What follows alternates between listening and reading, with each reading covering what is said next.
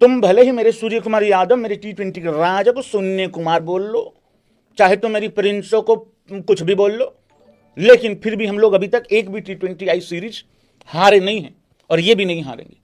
हाँ, कुछ चीजें हैं जो ठीक करनी होंगी, उसको हम कर लेंगे, कोई दिक्कत नहीं है, इतनी कोई आफत वाफत वाली बात नहीं है।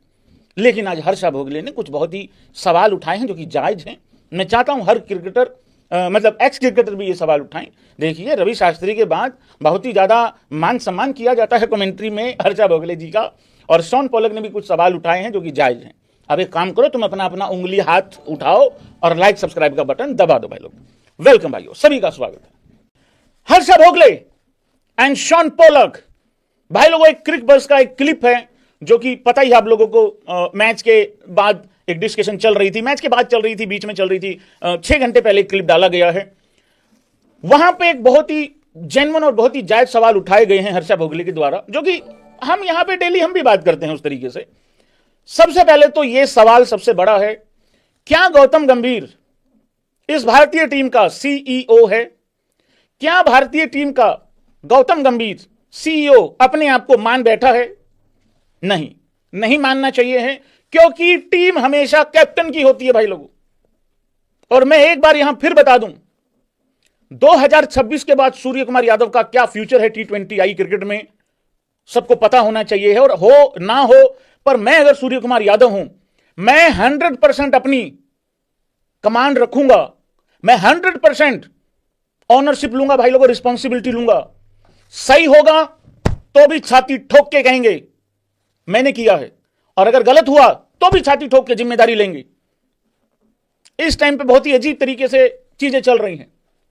जैसे तुम एक 20 साल के एज के कप्तान को, कई बार एक 20 साल के लड़के को जब कप्तानी दे देते हो तो बाहर से कप्तानी चल रही होती है। सूर्य कुमार यादव कोई छोटा बच्चा है क्या? 20-22 साल का बच्चा है क्या जो बाहर से यह बताना पड़ता है कि कुलदीप यादव का आखिरी ओवर होगा? ये जो फुटबॉल के कोच का जो एक मजे ले रहा है ना गौतम गंभीर, ये थोड़ा गड़बड़ चल रहा है भाई लोगों। सवाल कुछ इस तरीके से थे, और तुम लोग भी जवाब दो भाई, सारे भाई बंधु। Who runs the team? कौन चला रहा है इस टीम को, कैप्टन और कोच? जवाब दीजिए भाई लोगों। सवाल जायज है भाई लोगों हर्षा भोगले का। रिस्पेक्ट बढ़ गई है हर्षा भोगले के लिए। विराट कोहली के साथ ना इंटरव्यू पोस्ट मैच वाले ना बड़े जबरदस्त होते हैं वैसे हर्षा भोगले के, बड़े जेन्युइन और बहुत ही, क्योंकि बड़े प्लेयर से ना थोड़ा तरीके से पूछनी पड़ती हैं चीजें। एक बारी हर्षा ने माही भाई से पूछ लिया था, कह रहे आप जो लेगेसी पीछे छोड़ के जा रहे हो, कह रहा कौन सी लेगेसी, कभी नहीं जा रहा मैं, यही हूं मैं भी। तो वो थोड़ा तरीके से पूछनी पड़ती भाई चीजें। सॉरी भाई लोग, थोड़ा बोलने में दिक्कत हो रही है। तो ये जेन्युइन सवाल ही पूछा भाई हर्षा भोगले ने, कौन चला रहा है इस टीम को, हु रन्स द टीम? और एक सबसे बड़ा सवाल, उसका भी जवाब तुम लोगों को देना होगा, who is changing the batting order? Specially तब जब कप्तान डगआउट में ही बैठा है।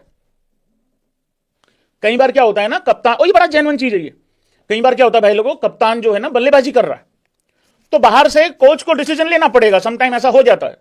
हालांकि अगर कप्तान रोहित शर्मा है, कप्तान विराट कोहली है, या फिर कप्तानों का कप्तान महेंद्र सिंह धोनी है ना, भले ही बल्लेबाजी कर रहा हो, डिसीजन तो वही लेगा, और लेना भी चाहिए है।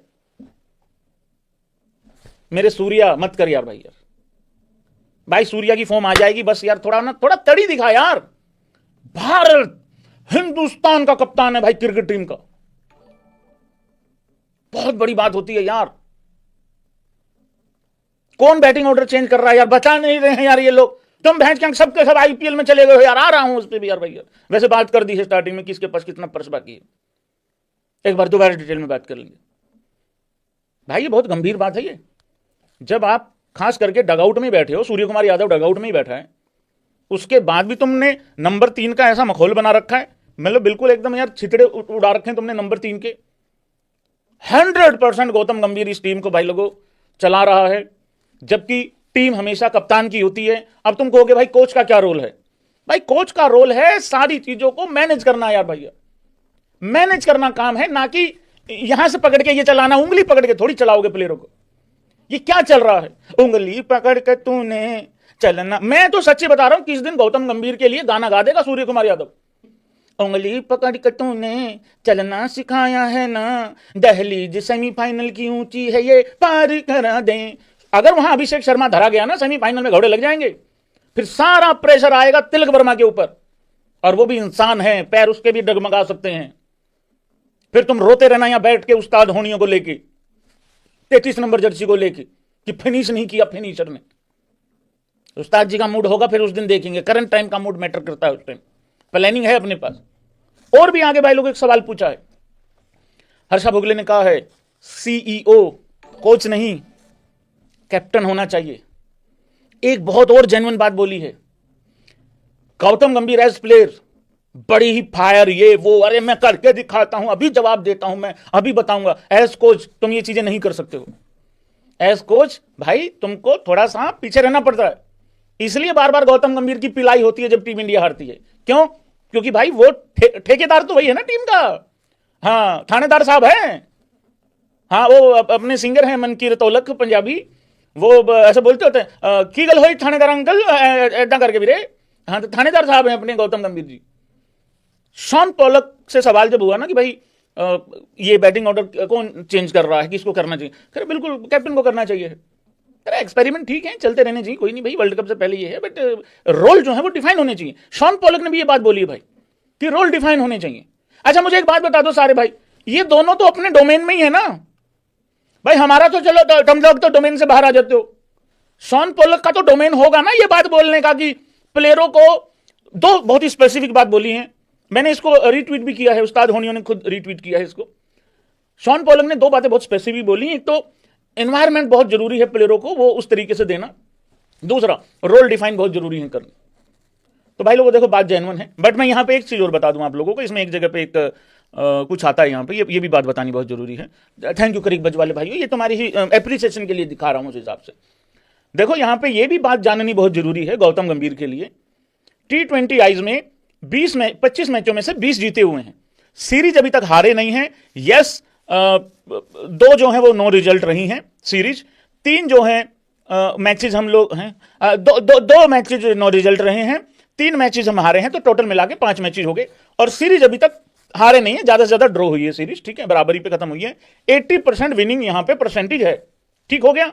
लेकिन भाई लोगों साथ में तुम्हें टेस्ट क्रिकेट को लेके भी, अगर तुम दीवाने हो, कौन कौन दीवाना है टेस्ट क्रिकेट का बताना एक बारी। अगर तुम दीवाने हो, मैं तो पगलू हूं टेस्ट क्रिकेट का, तो तुम्हें वो चीज बहुत ज्यादा हर्ट करनी चाहिए। और इस टाइम जो WTC का पॉइंट्स टेबल है, शर्मसार करने वाला पॉइंट्स टेबल है वो। चलती बात है, दिखा देता हूं, चलती बात है, दिखा देता हूं।